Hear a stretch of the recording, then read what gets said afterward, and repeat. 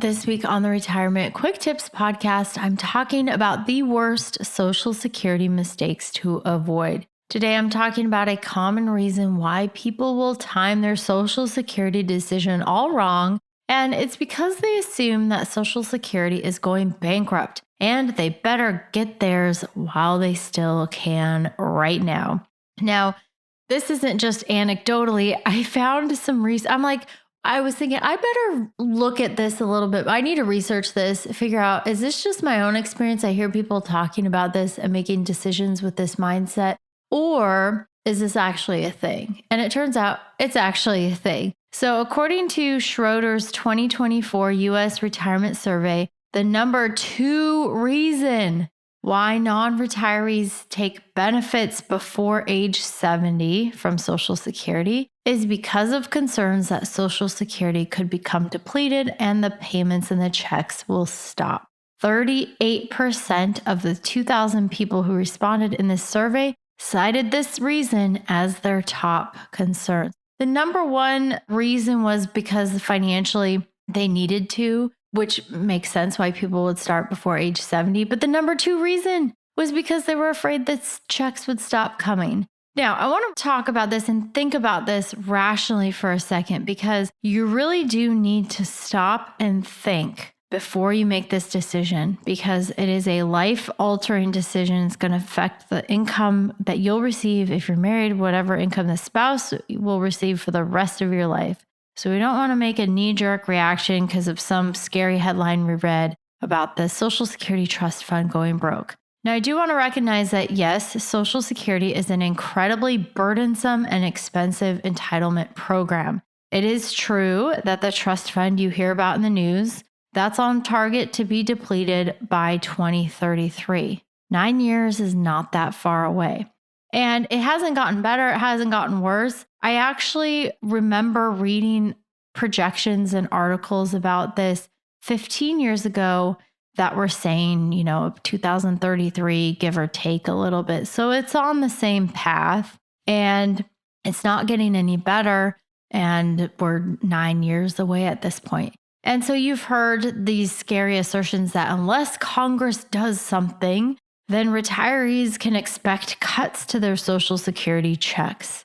So with imminent cuts on the horizon, many people start Social Security earlier than they should because at least they will have collected while the checks are still being sent, right? I mean, it makes logical sense on the surface, but we got to dig a little deeper because it is not that simple. And I think if you just look at this practically, the benefits cuts for retirees or people even near retirement are probably very unlikely. I would say pretty remote. If benefits are cut, it's likely to be for people much farther away from retirement. And that is because benefit cuts aren't the only option to save Social Security. There's lots of things that can be done. Raising the retirement age, which again, I wouldn't expect Congress to tell someone who's 61 who is planning to retire next year, like, oh, oops, you can't start Social Security at 62. You're going to have to wait until 65 or 68 before you can even consider beginning. I just don't think they're going to pull the rug out from the millions upon millions and millions of people who are also voters who would quickly vote all of these Congress people out. The Social Security people collecting are a huge voting bloc. It's about 25% of the U.S. population that is currently receiving some type of Social Security benefits. And many retirees also rely on Social Security as their only source of income. So unless everybody is okay with seeing a lot of homeless 80-year-olds wandering the streets begging for food all of a sudden, which I don't think that we are, we're not there yet. Okay. I don't see this happening. Again, I think any proposal, any cut, any legitimate big sweeping change to Social Security, it's going to affect people much younger. There are also proposals to means test Social Security. Basically, it's cutting benefits for higher income retirees. But actually, when you look at this option a little bit closer, it's not going to save significant money. That would not save Social Security. They would have to go all the way down to cutting benefits for middle-class retirees, means testing them as well, which would be very unpopular. And means testing would also be tricky. You're probably going to have a lot of administrative costs to implement this if you're thinking about, because it has to do with looking at tax returns, comparing. No, I just don't see it.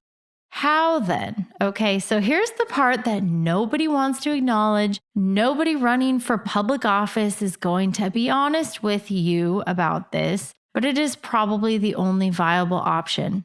What is that? Higher taxes. So, the Committee for a Responsible Federal Budget, CRFB, they looked at the various options on the table for how you could, quote, save Social Security. So, for example, if you raise the full retirement age from 67 to 68, doing that takes care of like 13% of the current shortfall. So, it definitely has an impact. It'll help things a little bit, but it's not a huge one. On the other hand, if you increase the payroll tax, in other words, increase the money going into Social Security, if you increase the payroll tax by 2 percentage points, that took care of nearly 60% of the shortfall. Much bigger impact. So the bottom line is that I think cuts in terms of the money coming out of Social Security to pay for benefits at this point are far less likely compared to fixing the other side of the equation, which is bringing in more revenue to pay that out in the form of higher taxes. They got to refill those coffers. It is the most likely path forward. All right. So again, if you are concerned that Social Security is going bankrupt, please don't let that be the driving factor of your decision, because I think you will find that down the road, fast forward 10 years, 9 years, when that 2033 date comes, they'll figure something out. And you know what? It looks like I got a target on my back because I'm still a long way and I'm paying into those payroll taxes. So they're going to get me and they're probably not going to get you, at least for now. All right, that's it for today. Thank you so much for listening. My name is Ashley Michike, and this is the Retirement Quick Tips Podcast.